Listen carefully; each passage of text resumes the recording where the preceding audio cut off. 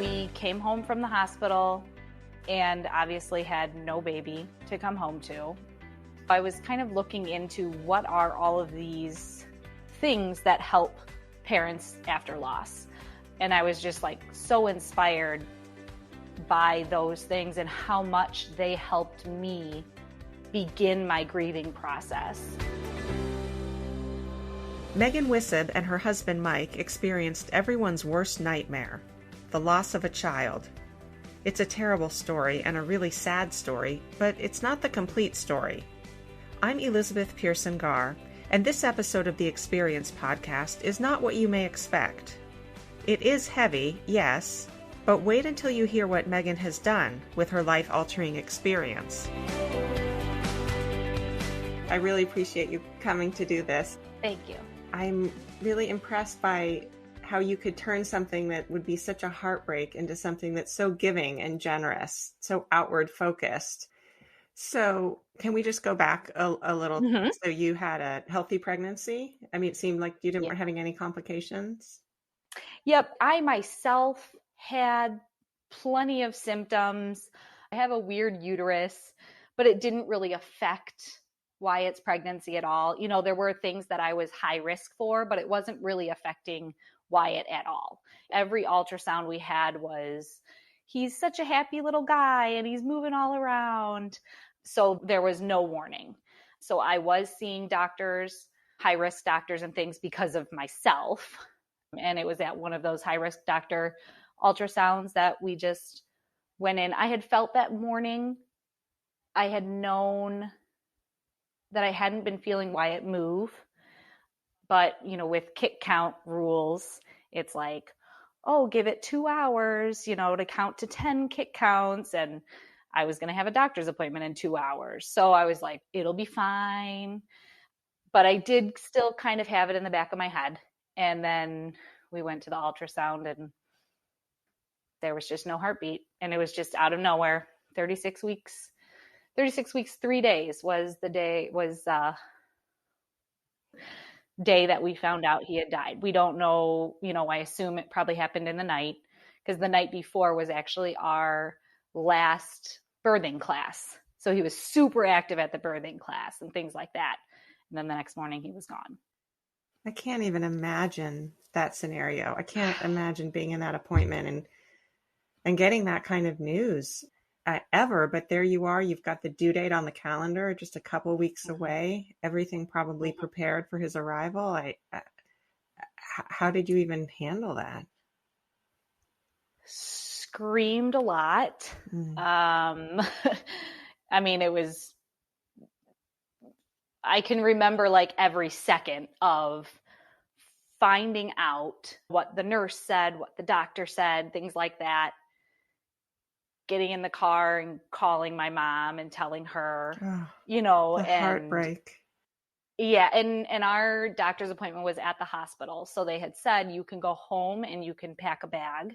We had our overnight bags ready to go, but they said you can go home and do that, or you can just go right around to the other side of the hospital. And we were like, we're not going home. Our home is full of baby things. So we just decided to go right to the hospital. And my husband, Mike's parents lived in town too. So the parents went to our house for us and like packed some stuff for us and brought it to the hospital. And it just kind of all got started. We were actually initially supposed to have a C-section with Wyatt. And so we discussed, do we still want to have a C-section? But of course I had been eating that day. So it would take several hours before basically we decided to just have a natural birth. And then of course it took like 11 hours of like screaming pain because the epidural didn't work fully. And it ended up being terrible. I mean, you know, it was obviously, I say March 2nd was the worst day of my life. That was when we found out. March 3rd, he was born that morning. And that wasn't the worst day. It was like, okay, we got to hold our baby. He was here. And so we have good memories on the 3rd and the 4th because of the cuddle cot and our nurses. You know, we had a great team. So we had, our memories with him.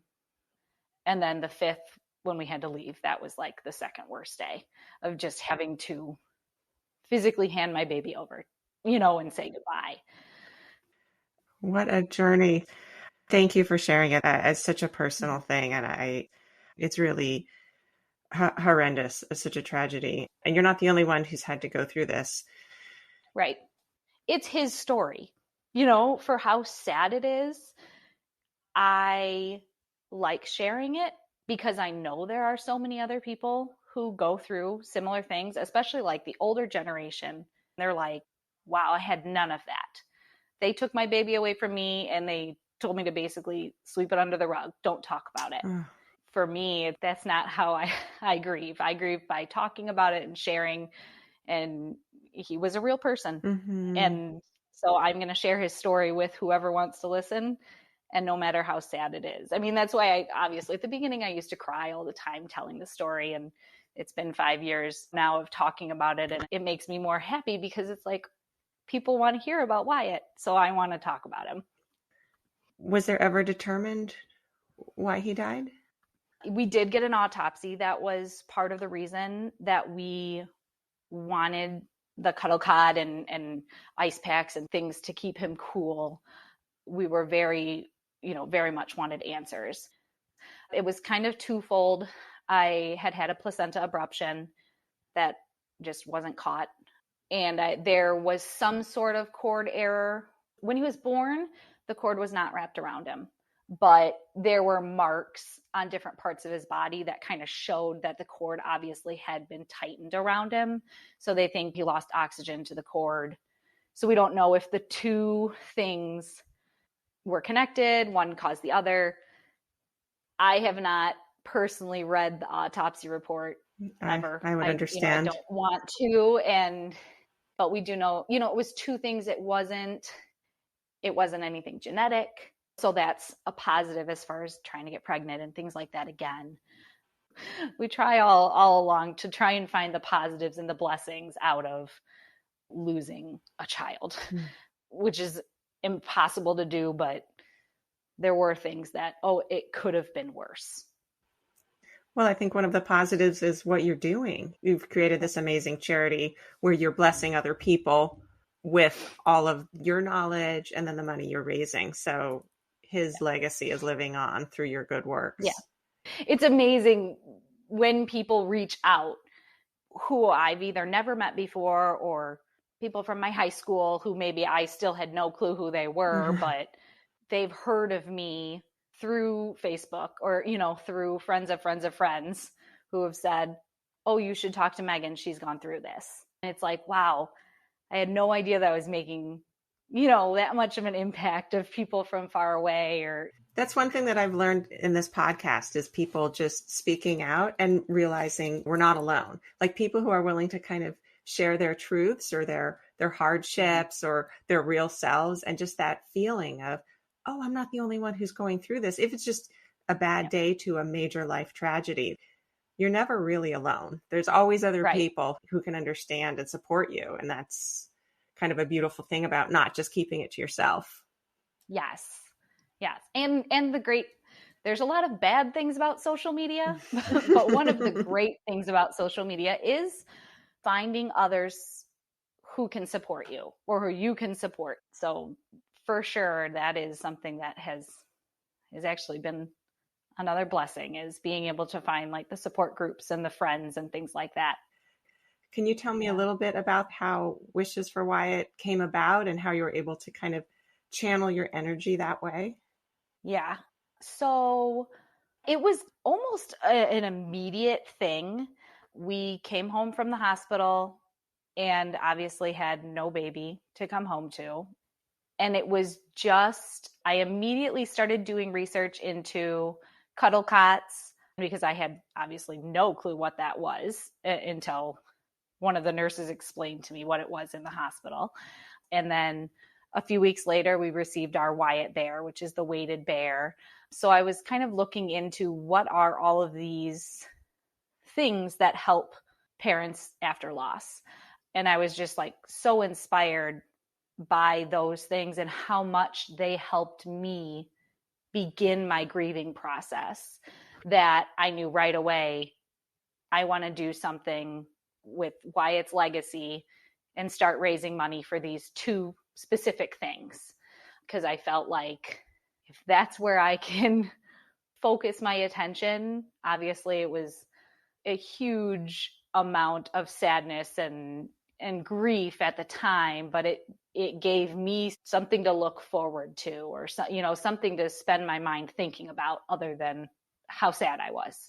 You mentioned a few times the cuddle cots, and I was Mhm. wondering if you can go into more detail about what that is and how that helped you in those couple of days in the hospital. So a cuddle cot is essentially an electronic device that you pour water into and it cools the water. And then there's like a little pipe that goes into this little blanket that is then wrapped in your baby blankets and then wrapped around your baby. So it's a cooling blanket that allows the child to keep cool and stops him from having to go down to the morgue. And for me specifically, it was allowing him to stay in the room with me at all times. I didn't ever have to say goodbye to him 20 different times during the day because you could only hold him for 5 minutes before he would start getting too warm. Because again, for us personally, we wanted to make sure that his body was staying properly cold to be able to get an autopsy. I see. So that was like our personal reasons at the beginning for wanting it. Other people just want it because they want to be able to bond with their child. And that was a positive for me. I was able to take pictures of Wyatt, and we were able to have friends and family come and see him and hold him because of the cuddle cot. It's interesting because for about the first maybe 12 hours or 24 hours while we were there, I didn't know what the cuddle cot was. He was wrapped in it, but he was in the little bassinet. And so I just kind of like touched him. I didn't really ever pick him up too much.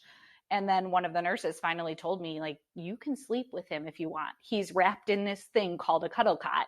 And that was when I finally learned what it was. And it was like life changing for me because it was like, well, I can hold him this whole time. And then that was when I was able to take pictures and, do a lot more bonding with him when I found out that it was okay for me to have him. And did that really help you emotionally with your process? Absolutely. Absolutely. For me specifically, I'm a photography person. I love taking pictures of everything, and being allowed to hold him and have pictures of me and my husband and family members holding him and putting rings on his toes, or, having his finger hold our fingers, all these things the cuddle cot allowed us to do because he was allowed to be in the room with us and we were allowed to move him around and things like that, as long as we kept his body wrapped up as much as we could. And not every hospital has those, right? Were you just fortunate that where you were happened to have one and they just happened to Yes. bring it to you? Is that right? Yep. This was 5 years back when I started doing the research on it. But in the United States, it was like 10% of hospitals actually have cuddle cots. Oh. Because they're not something that hospitals are going to spend money on. They cost $3,000. And it's not something that is necessary. So they come from a company in Europe. And in other countries, it's like, oh, every hospital has them, or, 90% of the hospitals. In the United States, it's like, no one has them. For the most part, the hospitals that do have them are from donations. People who have lost kids and seen the impact, and we purchase them and donate. So how many have you donated now? We have donated 5, and kind of our thing is, a cuddle cot in every state. So when you were in the hospital and they just said you can have a couple of days here with him and then you'll need to leave. And so during that time, he had his cuddle cot. And then you said you also had the bear that was gifted to you. Yes, we didn't get Wyatt Bear for the next couple of weeks. Healing Embrace are the ones that make these weighted birthday bears. my neighbor was able to make this connection when she heard about my loss. And between her and our other neighbor, Heather, they got all the information about Wyatt's weight and, that he was a boy and his name and all this stuff. And Healing Embrace sent me our Wyatt bear. And that is another life-changing thing, is having Wyatt bear. His initial, I say he, because literally we treat him as Wyatt. I mean, with my son, Wyatt bear is like his brother. They play, they take pictures, they snuggle. At the beginning, Wyatt bear's main purpose was laying on my chest because I didn't have a baby to lay on my chest. And Wyatt bear weighed 6 pounds, 5 ounces. And he just was so comforting having that pressure. And so that is like the biggest, I think the biggest purpose for these weighted bears. It's a brilliant idea. Whoever came up with that, to have that I know. comfort and that exact weight of your baby at birth. Mm-hmm. So you also raise money for them as well, then, Healing Embrace? Yes. So Healing Embrace, obviously they make the weighted birthday bears. My Wyatt bear obviously is large because he was 6.5 pounds. They also can make smaller ones. If you have a miscarriage, or they can make it work for any size, which is so great because so many people, even with having a miscarriage, it gets swept under the rug. And with Healing Embrace, healing, it stands for helping everyone after loss. It doesn't matter when you lost your baby, it was a loss. So they do that, and they help provide grief counseling. They have support groups, both in person and online. And then they also provide like care packages someone can purchase to give to a friend or family who have lost. And they make those super personalized to, are there siblings, boys or girls, mom and dad, who's in the household. So it's really cool. Oh, that's lovely. That's where most of our other money has gone. On your journey, you said the second hardest day was on March 5th when you had to leave. So you had to say goodbye to Wyatt, and then you also had to go home without the baby. Yes. That had to have been really hard because that was never the plan. Obviously, none of this was the plan. In the hospital, another blessing were our nurses. I truly believe we had the best team. So we had discussed ahead of time. They said, we're going to have a timeline. We decided we'll leave at noon on Sunday. And so we kind of worked backward and said, okay, at 10 o'clock, we're going to take the baby out of the room and you're going to get up and take a shower. So they really had the day planned out. So I knew I could start wrapping my mind around saying goodbye. And then they said, at noon, when you leave, you have to hand him to me. I can't take him away from you. I want, you need to hand him to me. So that was incredibly hard. And of course they were great about it. And then having to leave, they had like cleared the halls and things because I was just sobbing, leaving. Of course. I'm glad they were so thoughtful about it. That's what I'm saying. I mean, they were the best, which is why I wanted like my same team when I had Aaron, my second child. It was like we worked with the same nurses, same doctor, things like that. How lovely, kind of full circle. Yes, we had the best connection.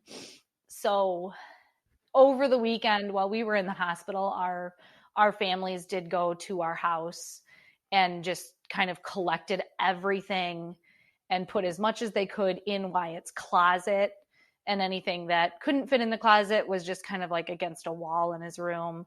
Door was shut. His door probably stayed shut for many months because I couldn't even like look in there. So yeah, I mean, it was terrible coming home to an empty house. And, it just was a lot of crying. And in the next month or two, we actually did stay pretty busy with visitors. That seemed helpful. People kind of would just sign up on a day to come over and visit. So that again allowed us to talk about Wyatt, allowed us to talk about anything we wanted to. there were times that I just kind of get up and go lay down on the couch while people were there because it was too much, but it is what it is. It's just kind of a blur of, I don't. Sounds healthy though. You just allowed yourself to be. If you needed to talk, you talk. If you need to rest, you needed to rest. Because in the midst of this, your body is still healing too. Yes. I mean, giving birth is a major trauma for your body. So you were going through so much. I mean, I hope you just gave yourself a lot of grace through all of that, because I can't imagine somebody going through so much all at once. So you were going through all of that, and then these ideas of wishes for Wyatt came through, that you wanted to channel this into some charity work. And so how many months after all that did you begin having the energy to start raising the money and start the charity? So it really wasn't too many months.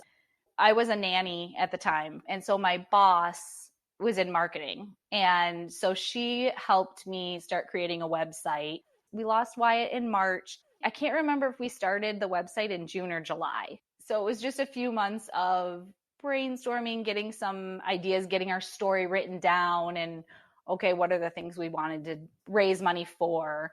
So then it started in the summer of 2017. That was when we first started the Wyatt's Wheels. Can you describe that? It's so cute. I've gone on your website and your social media and everything. It's like a little kid's car with the top to it, and you can deliver it to different houses. Yes, one of those little cozy coupes. I had spray painted it, and I'm a big crafting Cricut girl. So I cricketed, and we decided to call it Wyatt's Wheels, because I had decided at the beginning that everything we did, I wanted Wyatt's name in it, because I wanted it to be his. So Wyatt's Wheels, being a nanny, and I have a teaching degree, kids are like my entire life. So I knew I wanted it to be fun and kid friendly. So of course, one of these little cozy coupe cars. So basically that's what it was. It was, you pay this much to our GoFundMe page, and then you give it to a friend and have them pay, and then take a picture and post on social media, because of course that was something we were pushing also, was spreading our social media Wishes for Wyatt page, and getting people to go out, visit the website, and just start spreading awareness. And then you could pay more money, and then we could take it for you, and you could pay even more money, and we'd go take it and put it on someone's yard, whatever. There was a whole bunch of, it was really smart. Just like, and it was a great jumping off point for Wishes for Wyatt. Yeah, to really get the word out and bring levity to it too. So much joy to see people, some bigger kids were climbing in there in some of the pictures and stuff. It is really cute. And it's very creative. Yes. I really enjoyed that. And then you've also done other things. Like, it looked like you do big events, almost like Olympics kinds of competitions. And it just seems like you have a lot of energy around creating events to raise money. That, I feel like, have my father to thank for that. He's always very creative when it comes to anything, making something fun, making something big and a spectacle. And again, all of our stuff has really been kid focused. So yes, we did minute to win it games, and we had tons of people donate raffle prizes for a few of our different events, which were huge money makers for us. So yeah, we've done that. We've done cornhole tournaments at trampoline parks a couple times. We did a daycare event, like a parents' day out, that was chaotic, but tons of fun. And if I hadn't gotten pregnant with Aaron, we probably would have done that again the following year, because so many parents said, do it again. We'll pay double. Yeah.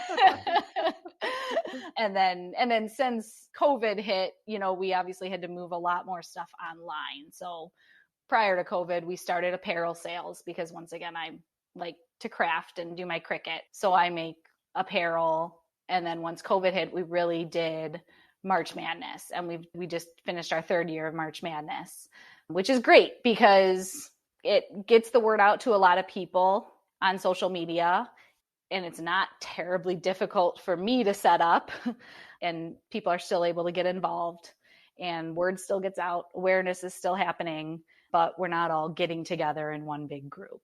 And how does it feel for you when people are, well, either gathering together virtually or literally, and all this money is being raised. And Wyatt's name is right up there front and center.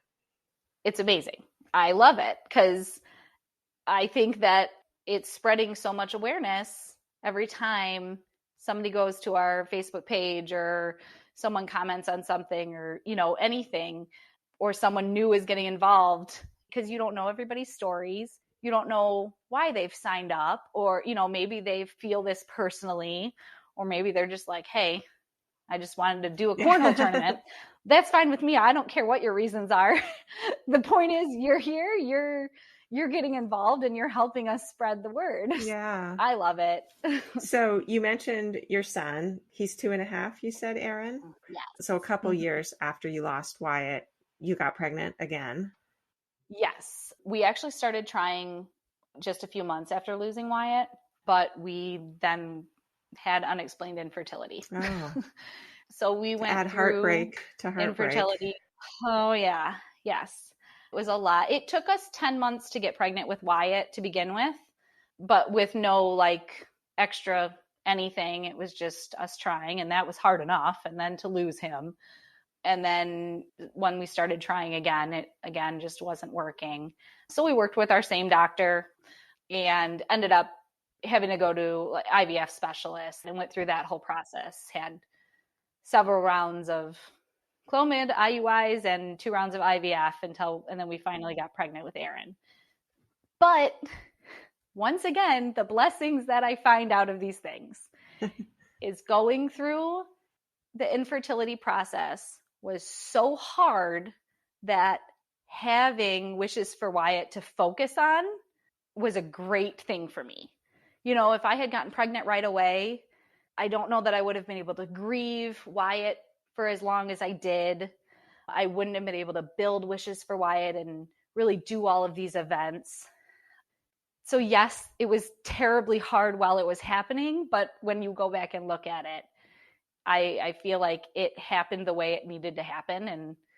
And then we actually found out we were pregnant with Erin on Wyatt's birthday, and that was amazing. Wow. So that was very exciting. And then during that pregnancy, did you feel extra nervous, or were you able to just put that behind you? So the first 10 weeks, we were very nervous. And then we actually had a scare with Erin at the very beginning. They thought that he had something wrong with his brain. Something came up on a scan. So that was at our 10-week appointment that happened. So we did genetic testing and all of this testing, and then to go in at 12 weeks and everything was completely fine. It was like a miracle. I mean, literally our high-risk doctor said, this is a miracle. If I hadn't seen what I saw 2 weeks ago, I never would have believed that this child in this ultrasound has anything wrong with him. So at that point, between finding out we were pregnant on Wyatt's birthday, we always felt like he was the guardian angel. And then having that just miracle happen where whatever it was that they saw went away, it really relieved so much pressure. It made me feel like everything is going to be okay. And it was. The rest of my pregnancy symptoms, all that was, normal, but he had a great birth. It was super easy. And it was just kind of the exact opposite experience with what happened with Wyatt. And it, like you had said before, it was very healing. And doing that with my same group of doctors and nurses and things like that, it was full circle and it was great. So I'm so happy for you that you got to have that experience. Thank you. And now you're pregnant again and you're about to have another baby. Yes. Yep. A couple days away.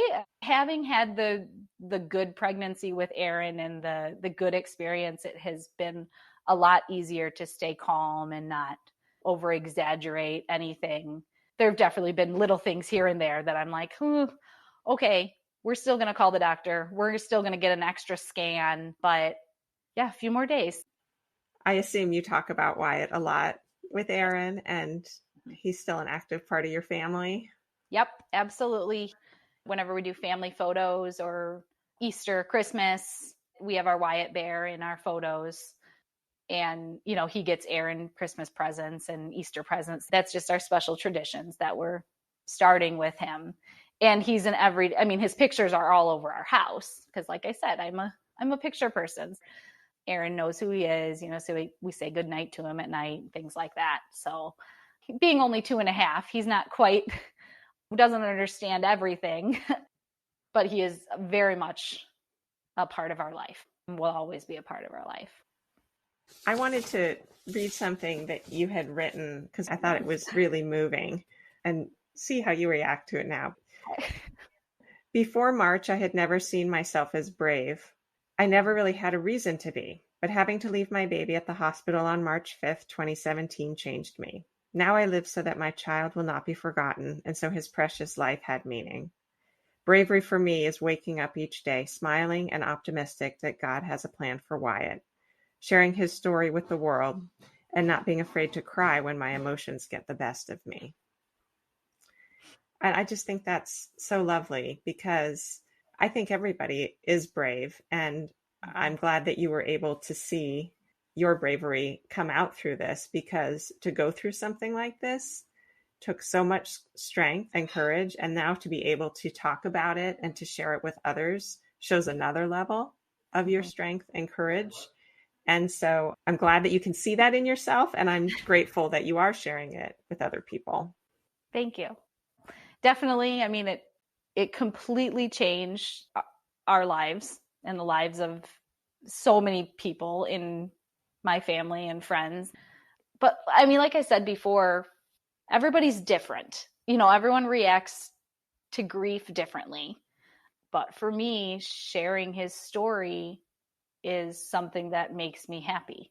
And knowing that I'm able to help, I'm able to share my own details of like, oh, this is how I dealt with this situation with people who have come up to me recently. I mean, even in the past year, who have said, I just lost my baby. What do I do? Or my best friend just lost her baby. What do I do?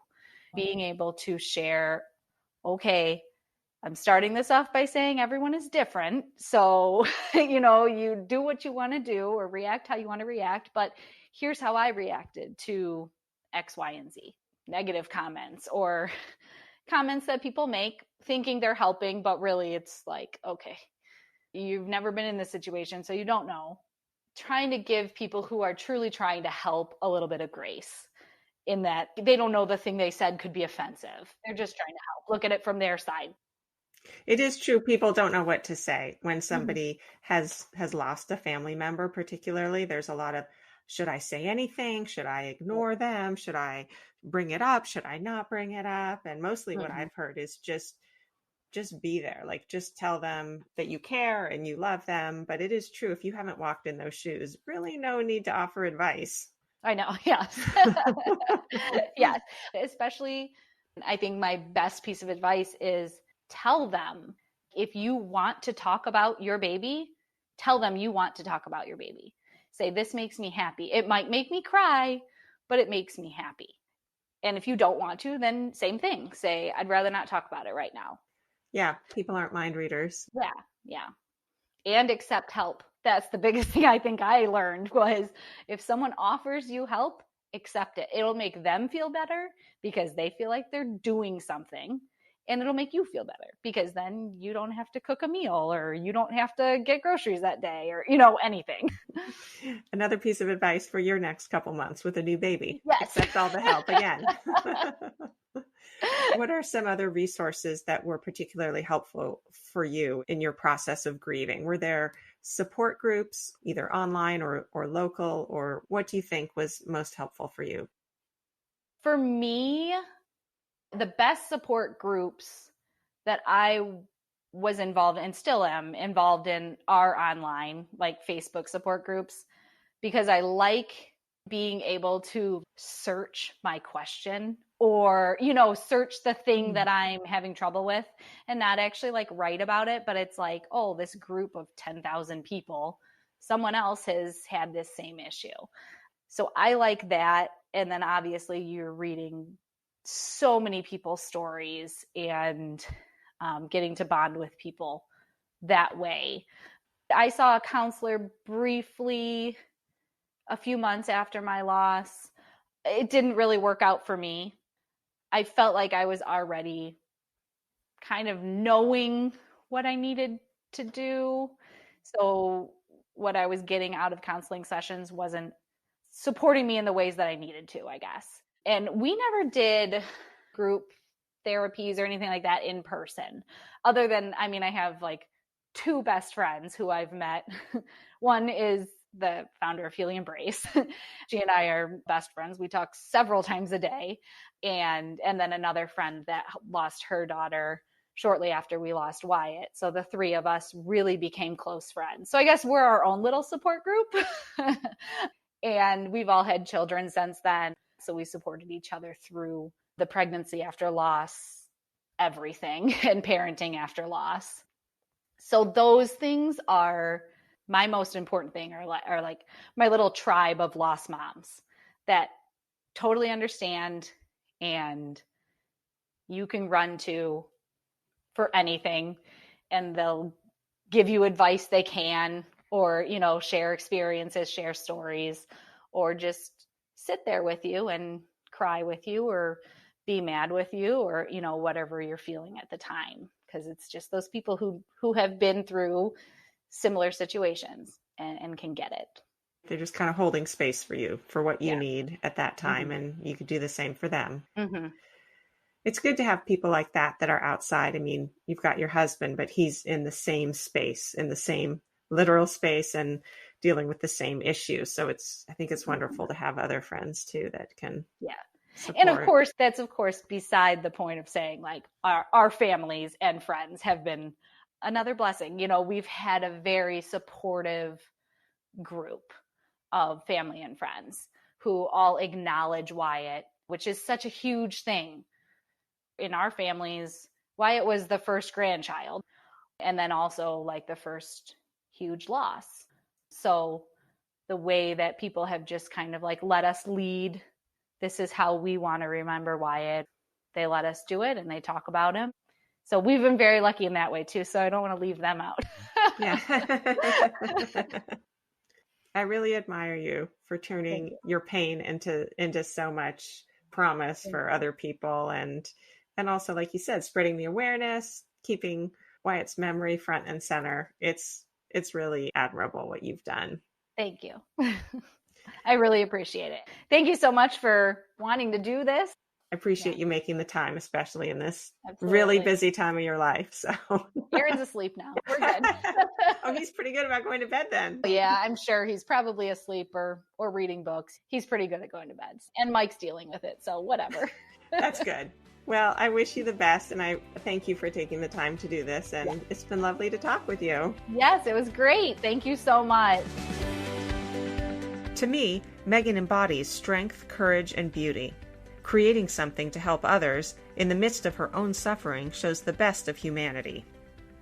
I'd like to thank Meagan for sharing this very personal experience on my podcast. And some exciting news. Meagan gave birth to a healthy baby boy just 5 days after our interview. I feel like we can all learn so much from Meagan. Here are a few of my takeaways from our conversation. Number 1. There are blessings around every corner if we just choose to look for them. 2. If you share your truths, your hardships, your real self, you'll find you're not alone. 3. No one is a mind reader. Tell people what you want and what you need, and accept offers of help. 4. Whatever you're going through, find your tribe of people who understand and support you. They're out there. And finally, number 5. Think about what bravery looks like to you. We all have it in different forms. Notice it in yourself and in others. Appreciate it. Embrace it.